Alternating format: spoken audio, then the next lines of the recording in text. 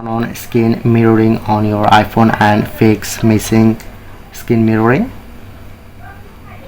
So at first need to turn on. Open your settings. Press on to general. Click on this option. Press on and you just select never to ask or automatic. You just select automatic. Now it's turn on this. Go to your control center, showing it to skin mirroring. But if missing this, so at first time remove. As you can see, now not showing it to skin mirroring option.